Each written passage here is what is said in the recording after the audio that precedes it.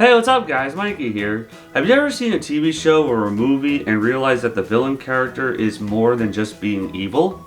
I love villains like that. It shows how complex the villain character can really be. They can be sympathetic, they can have a heart of gold, they can be small. Every TV show and movie has an antagonist. A story needs a hero in every scenario, and what's a hero without a villain? Sheldon J. Plankton is a copepod. He is the smallest sea creature in Bikini Bottom, but not the only one of his kind underwater. His primary life goal is to steal the Krabby Patty secret formula from Mr. Krabs and put the Krusty Krab out of business, and possibly take over the world with the power of Krabby Patties. I would say I don't know how that works, but he was actually able to do it once. He has a computer wife named Karen and a pet amoeba named Spot. He used to be friends with Mr. Eugene H. Krabs when they were kids before they became enemies, and has an on-again, off-again friendship/enemyship with SpongeBob. He can be evil and diabolical, but when he's around those he doesn't truly hate, he can be a bit of a softie. In my opinion, Plankton is one of the most consistently written of all the main characters of SpongeBob, right up there with Squidward. Evil, manipulative, egotistical, absent-minded, gets carried away easily, and still have a warm spot for those like Spot, and Karen when he feels like it, and he also has his own movie. Oh my god, are you kidding me? This is happening too?! The SpongeBob spin-offs are a thing, unfortunately, but I refuse to consume them. The actual spin-off shows are brain dead, and the Sandy Cheeks Netflix movie is a new low for the whole franchise. Dare I say, it makes seasons 6 and 7 episodes look like they come from seasons 1, 2, and 3. With how horrible this movie was, it would have been great if they took the feedback to heart and just canceled any plans for spin-offs, but nope! To be fair, those movies were announced all the way back in 2020, but would it kill them to just attempt something original? I guess so. And with this Plankton spin-off movie releasing in March 2025, I thought I'll go over roughly everything significant that we know about Plankton, and just pray this movie will not retcon anything integral to the character. Now, before you say anything, I am aware that this movie in its entirety was leaked on 4chan back in August of 2024, so a lot of people already saw this. I didn't see it, nor do I plan on seeing it. I just want to compile everything that is canon about Plankton to see how trash this new movie is. I won't be going over everything about Plankton ever. This will be a general idea of what we know about him and some fun facts here and there. I will also go over what I heard about the movie, specifically from the trailer, and of course, I'll be leaving out anything from the spin-offs because I refuse to watch them or consider them canon. So as we know, Plankton's first name is Sheldon. She sure is pretty, Sheldon. Sheldon? Yes, that's my first name. His first name was said on screen for the first time in episode 114, Plankton's Army from season 3. Sheldon! Will you please? As revealed in episode 156, Friend or Foe from season 5, he and Mr. Krabs were born on the same day and they were best friends growing up. There was a time when Plankton and I were best friends. They were unfairly bullied by the other students and even some of the grown-ups. Do you two have kelp for brains? That's kind of messed up. They attempted to gain respect from the other kids at school by making a burger like Stinky, the owner of a shut-down burger joint called Stinky Burgers. After their first patty ended up poisoning Old Man Jenkins, they got into an argument and ended up inadvertently creating the perfect patty batter, which Mr. Krabs kept for himself. When the kids preferred Eugene's Krabby Patty over Plankton's Chum Burger, Plankton vowed to steal that recipe from Krabs even if it was the last thing he did. And this was all documented by Karen when Plankton installed her as their hideaway security system. Plankton and I met when he installed me. It was only our third date. How young was he at the time? Showing that he and Karen knew each other even when Plankton was a kid, for some reason. And this backstory is one of the few pieces of lore that has always been consistent in the main show. Ever since, Plankton has rarely had any good times. In episode 198, Krabby Road from season 6, he was revealed to be in a band of himself and some animate objects. Even though his Chum Burger didn't go well, he opened his own restaurant called the Chum Bucket directly across the street from the Krusty Krab. which, as of episode 240, Truth or Square from season 6, had been open for 50 years. Over time, he met some of the other Krusty Krab employees like SpongeBob and Squidward, and both of them even worked for the Chum Bucket on a couple different occasions. Granted, for different reasons, but still. In episode 355, Plankton's pet from season 9, he got a pet amoeba and named it Spot, and he showed some genuine love for Spot, showing that even a maniacal villain like Plankton, who is obsessed with world domination, is a bit of a softie. Plankton has had a ton of evil schemes over the years that it's not necessary to go over them all. There are some schemes he's done that don't involve stealing the Krabby Patty formula at all, such as in episode 37, Walking Small from season 1, where he manipulates SpongeBob into clearing out Goo Lagoon so Plankton can build a Chum Bucket Mega Bucket on site. Mega bucket! In episode 139, Wishing You Well from season 4, he wishes to be taller to crush his enemies. At the end of the episode, he was tall, but he didn't try to steal the formula. In episode 181, Atlantis SquarePants from season 5, he steals a tank in an attempt to just take over the world, but that was spoiled when it was revealed that the tank only shoots ice cream instead of weapons. Ice cream! Yeah! Ah! Ouch! Ouch! In episode 201, Spongeicus from season 6, he demolishes the Chum Bucket and brings in a Coliseum and puts on a gladiator show to drive Mr. Krabs out of business. And it works for a while until his plan is spoiled when the lionfish was only after the blood sausages and not any actual flesh.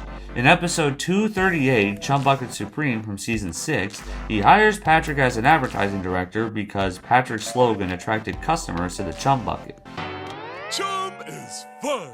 In episode 325, Free Samples from season 8, he tries to drive Mr. Krabs out of business by disguising Chum as Krabby Patties, and it works until SpongeBob does some false advertising saying that the Krabby Patties had a new recipe. In episode 401, Burst Your Bubble from season 10, SpongeBob blows Plankton an evil-looking bubble boat, but it's accidentally squashed by Larry. In episode 469, King Plankton from season 12, he practices ruling the world by shrinking himself down to rule over SpongeBob's Sea Chimp's aquarium, which is just a highlight of how insecure Plankton is as well. Sometimes, he doesn't even try to steal the secret formula at all, and just tries to compete with Mr. Krabs in some way.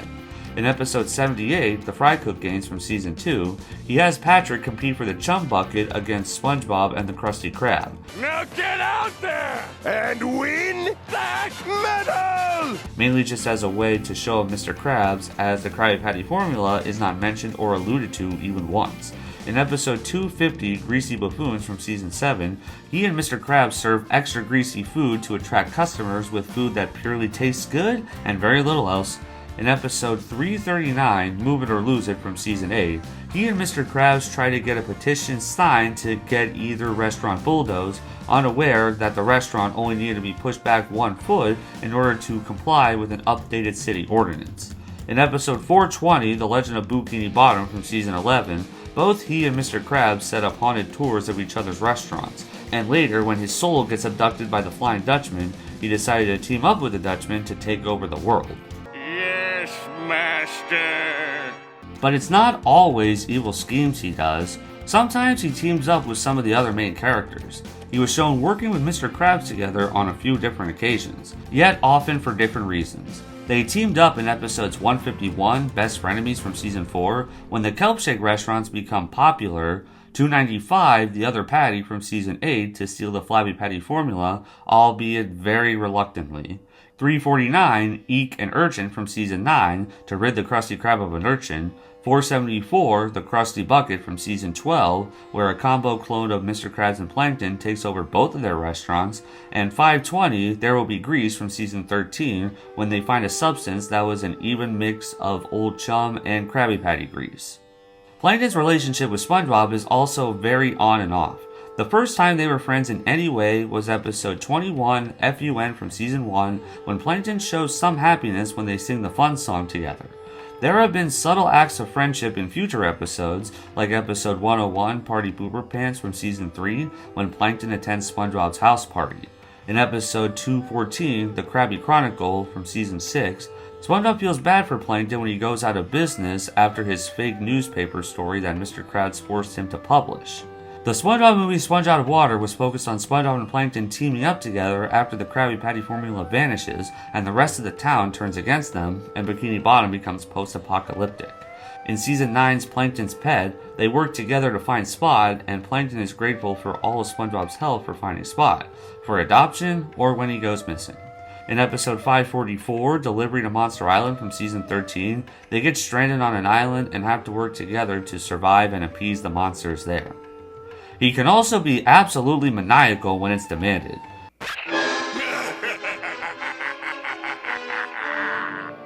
Like in his first appearance, episode 7, Plankton from season 1, featured arguably his most perfect plan in an episode, mind controlling SpongeBob to get the formula into his analyzer.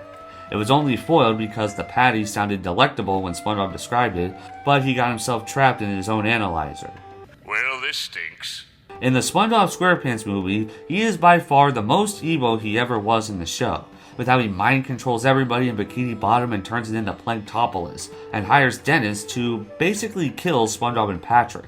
Even when SpongeBob and Patrick make it back in one piece, he was still one step ahead of them by mind controlling King Neptune too. And even with all that, he still has some actual happiness and romance in him. When he wants to. Watch any episode with Spot in it and you'll see how much he genuinely loves Spot and doesn't just use him to get the secret formula and treats him like a slave when he fails or something. He's also got enough skills to woo Karen over when he feels like it, like in episodes 436, Grandmom's the Word from season 11, or 511, Lockdown for Love from season 13. He can treat her very politely and has a sexy alter ego named Ray Ray just for the occasion. Plankton stepped away for a moment. The name's Ray Ray. In episode 239, Single Cell Anniversary from season 6, he and SpongeBob worked together to get Karen an anniversary present. And even though that was so Plankton would get the Krabby Patty secret formula, he still showed some genuine love for Karen and was even able to pronounce the word love after he couldn't earlier in the episode. I love you too. In episode 572, Tango Tangle from season 14, he grows his legs to make him tall enough so that he and Karen can take dancing lessons together. And holy shit, that looks absolutely painful.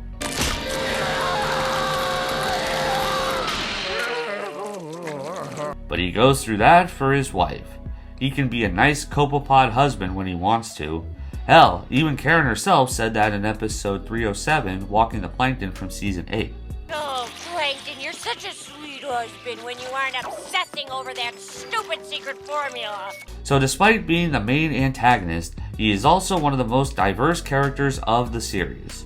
As well as a big dunce sometimes. Oh, come on! Like, come on! Why don't you turn the bottle? Now, let's discuss Plankton's family.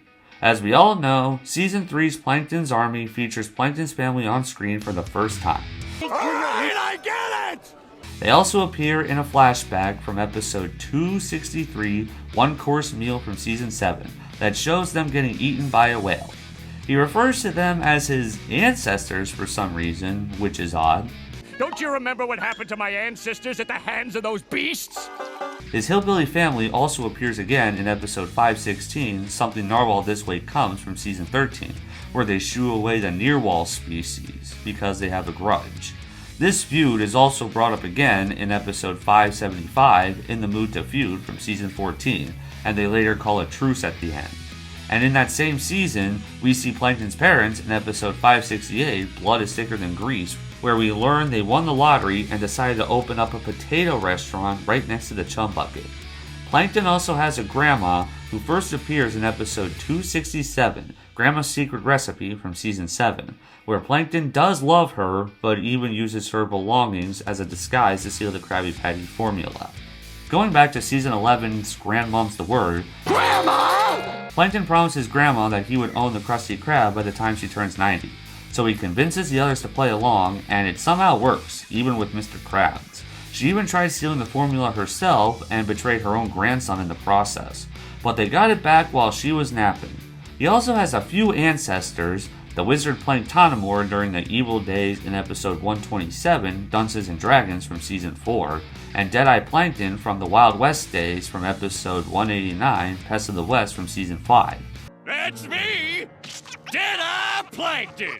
He also shockingly has a son. A baby! In episode 479, Karen's Baby from season 12, Karen orders Chip, a baby calculator, and he grows from a calculator to a kid, a teenager, and then a young adult who goes to college, and then becomes an ATM after graduating college by the end of the episode. That's my boy! In season 7's one-course meal, his grandfather was also shown on screen, but that was also during a nightmare sequence, so it's unclear if he's still alive, at least from what that episode gave us. That's just about everything important about Plankton's family in the main show, at least when it comes to the Plankton species. Karen also has a family too, like her mom from season 6's Single Cell Anniversary, and Frederick, Karen's father, who only appeared in a magazine comic from 2009. Chip is probably also closer related to Karen than Plankton, but he's family too. Now let's move on to a couple fun facts. I went to college! In Single Cell Anniversary, his green skin is just a new coat, and his real skin is a light purple. As revealed in episode 459, Girls' Night Out from season 11, he and Karen were married for 26 years, despite Karen saying she never agreed to be his wife in the SpongeBob SquarePants movie, so take that as you will. A major continuity error with him involves his fear of whales. In episode 81, The Algae's Always Greener from season 3, he talks to Pearl without fear. Could I please have an advance on my allowance? If it'll get you out of my antenna. In season 7's one-course meal, he was shown to be afraid of whales throughout the whole episode, and shows fear towards Pearl. Daddy! But he does not show fear of whales at all in episode 351, Jailbreak, or 374, Married to Money, both from season 9. In episode 447, Pat Nocchio from season 11, he feels uneasy being near Pearl's mouth. Just being near a whale's mouth gives me the creeps. In episode 493, The Ghost of Plankton from season 12, he screams in fear when the Flying Dutchman shapeshifts into Pearl, and shows fear at first towards Pearl in episode 503, Plankton's Intern, also from season 12. Hello? I'm still here. And it takes him forever until he learns that she is Mr. Krabs' daughter. Well, he is my dad. Eugene Krabs is your father? Despite knowing that Pearl was both a whale and Mr. Krabs' daughter in the past. Call off your daughter, Krabs! Call her off! In season 12's Karen's Baby, he was shown driving a tank, which was first shown in episode 424, Teacher's Pest from season 11, and he was also sentenced to boating school in that episode. Alright, those are just about the most important things about Plankton that we need to know. Now let's go over what we know about the movie. According to the wiki, a one-sentence synopsis of the film is, and I quote, Plankton's tangled love story with his sentient computer wife goes sideways when she takes a stand and decides to destroy the world without him. Now on paper, I don't think that this is a horrible idea. In the past, Plankton and Karen have gotten into fights like a stereotypical married couple. In episode 231, Computer Overload from season 6, Plankton blames Karen for why he doesn't get customers and decides to build new robots. Karen leaves him, so Plankton tries to attack the Krusty Krab with the new robots. When the plan fails, Karen comes back and Plankton apologizes for trying to replace her. Listen, sweetie. I'm sorry about what I said. In episode 327, Karen 2.0 from season 8, Plankton makes a new computer wife, Karen 2. Karen 2! Karen 2? I've been replaced? And sets Karen Classic out in front of the chum bucket, and she ends up working for the Krusty Krab. After Karen Classic and 2 fight, Karen Classic wins, but powers down. Plankton revives her, and they go back to the chum bucket together. In episode 399, Plankton gets the boot from season 10. Plankton insults Karen, so she throws him out of the chum bucket. Plankton stays with SpongeBob, who tries to help Plankton find ways to change his ways, and one way or another, Plankton does make it up to her and gets back inside. So clearly, this concept is not something entirely new. This time, the insults make her madder than ever, and her anger gets to a point where she decides to take over the world herself, and Plankton needs to get through to her. So on paper, this is not original. It's been done before, but now at a grander scale. Now I think this idea could work on a bigger scale than an 11-minute episode, but I don't think it needed to be a 90-minute movie. As usual, this could have just been a bigger episode in a main show, not a crappy spin-off that would automatically make it worse. I think it would work better as a 22-minute special, or something like Season 5's Atlantic Square Panis, where that is a 45-minute TV movie, but it also has patchy segments, which make the SpongeBob portions 32 minutes long. In my SpongeBob spin-off outsider opinion, it sounds like it would work better if it was a third of the length of a feature-length film in the main series, and added patchy segments to fill the runtime. Sure, the patchy segments wouldn't be necessary, but hey, neither is making a Plankton spin-off movie. It feels like it's squandered by making it a spin-off project. I could not count on 10 fingers how many ideas for the spin-off projects could have just been a regular modern SpongeBob episode from the mainline show. Looking at the trailer, the animation looks different from the Sandy Cheeks movie. I can't put my finger on it, but it oddly looks cheaper for some reason. It reminds me of the graphics of Plankton's Robotic Revenge on the Wii U and the Patrick Star game on Nintendo Switch. Other than the synopsis and animation style from the trailer, I got absolutely nothing to say about this. Except for the title, Plankton the Movie. Alright, that does it.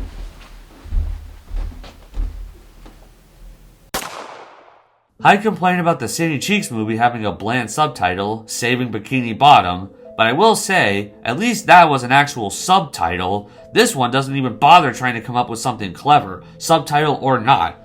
And the episode of Plankton's first appearance in the show was already titled Plankton. Why title this movie Plankton the Movie when we already had an episode titled Plankton? Even the logo is bland. I've seen ants that look more interesting than this. Damn, these SpongeBob spin-off project titles just keep getting worse and worse with each one. Can't wait for the upcoming Patrick movie to be titled Patrick. Now I only have one last specific thing to touch on with my outsider point of view. Going back to the subject of this movie being leaked online in August 2024, 7 months before it was released on Netflix, people got to watch it early for free. Free? Gimme.